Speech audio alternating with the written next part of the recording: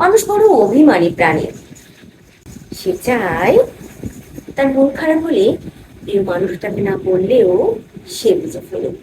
Phone করে কানে ম্লান গলায় হ্যালো বলতেই ওপারে মানুষটা বলুক তোমার মন খারাপ। তার এলোমেলো চুল, খানিকটা লাল চোখ দেখে বলুক তোমার ঘুম হয়নি রাতে, দুঃস্বপ্ন দেখেছো, টেনশন করছো কিছু নিয়ে। সে চায় মানুষটা বুঝুক কখন শক্ত করে বুকের সাথে চেপে ধরতে হয়, চোখের সামনে আলতো করে হাত ছুঁয়ে বন্ধ করে দিতে হয় চোখের পাতা। সে চায় মানুষটা বুঝুক কখন হাতের মুঠোয় হাত রাখতে হয়, ফিসফিসি বলতে হয় আমি তো আছি, তুমি মন খারাপ কেন। সে চায় মাঝ রাত্রিরে সে টের পাবে পাশের মানুষটা তার মাথার নিচে সরে যাওয়ার বালিশটা ঠিক করে দিচ্ছে।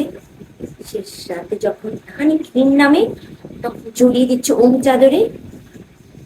সে চায় তার জন্য মাঝ রাত্রেও কেউ বাড়ি ফেরার অপেক্ষায় থাকুক, মনে রাখুক তার জন্মদিনের কথা, প্রথম দিনের কথা, স্পর্শ অনুভূতির কথা। সে চায় তাকে ছুঁয়ে দেখতে গিয়ে মৃত্যু মৃত্যু অজুহাত বানা, তোর কপালে ছুঁয়ে বলুক দেখি দেখি তোমার জ্বর নয় তো।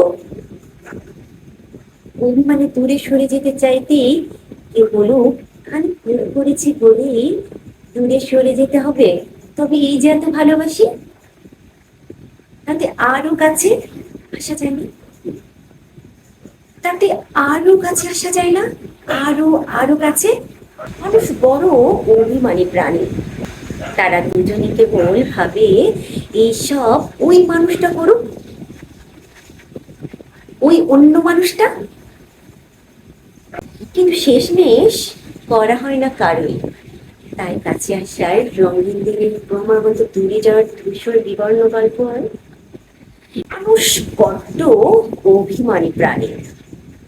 অভিমানে সে ক্রমশই দূরে চলে বুকে পুষে রাখে এক সমুদ্র আক্ষেপ।